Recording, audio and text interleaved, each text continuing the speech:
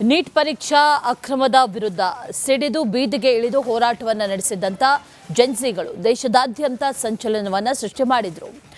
ಇಂದು ಅದೇ ಜೆನ್ಸಿಗಳ ಜೊತೆ ಆರ್ಎಸ್ಎಸ್ ಮುಖ್ಯಸ್ಥ ಮೋಹನ್ ಭಾಗವತ್ ಸಂವಾದವನ್ನು ನಡೆಸಿದ್ರು. ಹಾಗಾದ್ರೆ ಜೆನ್ಸಿಗಳ ಬಗ್ಗೆ ಮೋಹನ್ ಭಾಗವತ್ ಅವರು ಏನು ಹೇಳಿದ್ರು ಇಲ್ಲಿದೆ ನೋಡಿ ಡೀಟೇಲ್ಸ್.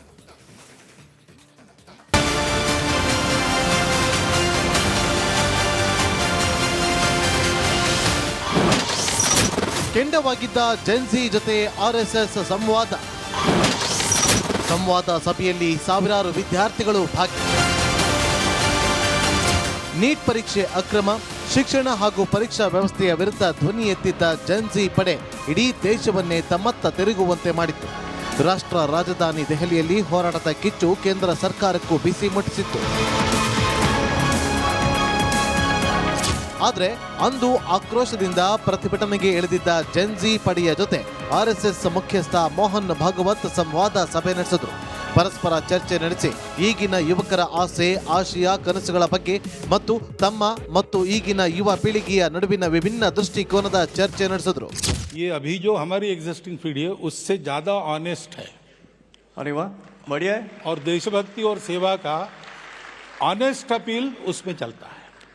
ಈಗಿನ ಯುವ ಪೀಳಿಗೆ ಏನನ್ನ ಪ್ರಶ್ನೆ ಮಾಡ್ತದೆ, ಅದಕ್ಕೆ ನಮ್ಮಿಂದ ಉತ್ತರ ಬೇಕು. ಅದರ ಜೊತೆಗೆ ಪ್ರೀತಿಯೂ ಬೇಕು. ಸರಿಯಾದ ಉತ್ತರ ಸಿಗದಿದ್ದಾಗ ಪ್ರತಿರೋಧ ಸಾಮಾನ್ಯ. ಪರಸ್ಪರ ಗೌರವದೊಂದಿಗೆ ನಡೆಸಿಕೊಂಡಾಗ ಎಲ್ಲವೂ ಸರಿಯಾಗಿರುತ್ತೆ. ಪ್ರತಿಭಟನೆ ನಡೆಸಿದ ಜೆನ್ಸಿಗಳೇ ನಮ್ಮ ಮುಂದಿನ ಪೀಳಿಗೆ ಅಂತ ಮೋಹನ್ ಭಾಗವತ್ ಮೆಚ್ಚುಗೆ ವ್ಯಕ್ತಪಡಿಸಿದ್ರು. अभी जेन जी वो जेन अल्फा वो प्रश्न पूछते हैं, उनको लॉजिकल आंसर चाहिए. करेक्ट. और इसके साथ प्यार चाहिए. मैं कह रहा हूँ कि जेन जी अगर एजिटेशन कर रही है तो एंटी नेशनल तो है नहीं, अपने लोग हैं, अपनी नेक्स्ट जनरेशन है. जी सर. ಮುಂಬೈನಲ್ಲಿ Indian international movement United Nations ವತಿಯಿಂದ ಹಮ್ಮಿಕೊಳ್ಳಲಾಗಿದ್ದ ಬೃಹತ್ ಯುವ ಸಮ್ಮೇಳನದಲ್ಲಿ ದೇಶದ ನಾನಾ ಭಾಗಗಳಿಂದ ಆಗಮಿಸಿದ್ದ 2,000ಕ್ಕೂ ಹೆಚ್ಚು ಯುವಕರು ಭಾಗಿಯಾಗಿದ್ದರು. ಹಿರಿಯ ತಲೆಮಾರು ಮತ್ತು ಹೊಸ ಪೀಳಿಗೆಯ ನಡುವಿನ ಅಂತರವನ್ನು ಕಡಿಮೆ ಮಾಡಲು ಹಾಗೂ ಯುವಕರ ಆಲೋಚನೆಗಳಿಗೆ ಸ್ಪಂದಿಸುವ ನಿಟ್ಟಿನಲ್ಲಿ ಮೋಹನ್ ಭಾಗವತ್ ಅವರ ಈ ಸಂವಾದ ಅತ್ಯಂತ ಮಹತ್ವ ಪಡೆದುಕೊಂಡಿದೆ.